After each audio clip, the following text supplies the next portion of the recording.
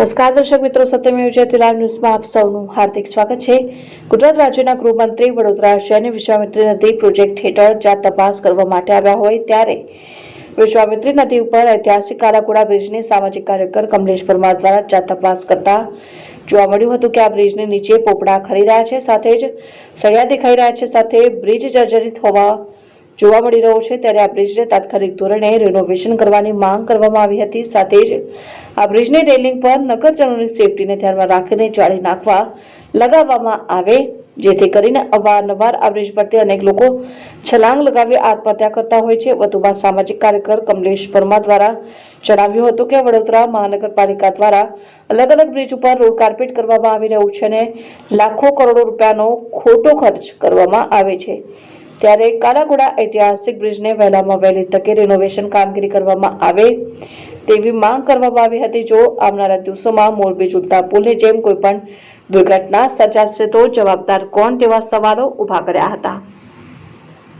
આજ રોજ ગુજરાત રાજ્યના ગૃહમંત્રી સાહેબ હર્ષભાઈ સંઘવી જ્યારે વિશ્વામિત્રી પ્રોજેક્ટનું નિરીક્ષણ કરવા માટે આવ્યા હોય ત્યારે ખાસ કરીને જે આ પ્રોજેક્ટનું નિરીક્ષણ કરવા કરતાં તો જે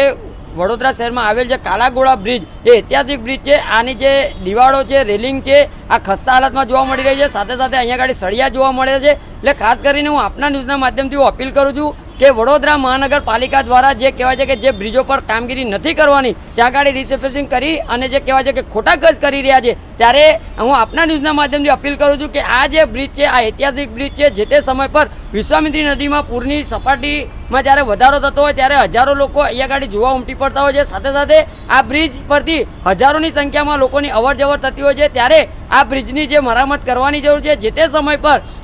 ભારત દેશના વડાપ્રધાન સાહેબ જે નરેન્દ્ર મોદી સાહેબ આ રોડ પરથી પસાર થવાના હતા, આ રૂટ પરથી પસાર થવાના હતા, ત્યારે મેકઅપ પાવડર, લાલી લિપસ્ટિક લગાવીને સજ્જ કરવામાં આવ્યો હતો, પરંતુ દીવા તળે અંધારું જોવા મળે છે। એટલે કે કહેવાનો મતલબ કે જે બ્રિજના નીચે આજે અમે જાત તપાસ કરી ત્યારે જોવા મળ્યું કે બ્રિજના નીચે જે સળિયા જે દેખાઈ રહ્યા છે, પોપડા ખરી રહ્યા છે, ત્યારે વહેલામાં વહેલી તકે મરામત કરવામાં આવે તેવી અમારી માંગ છે। સાથે સાથે આ બ્રિજની ઉપર જે આજે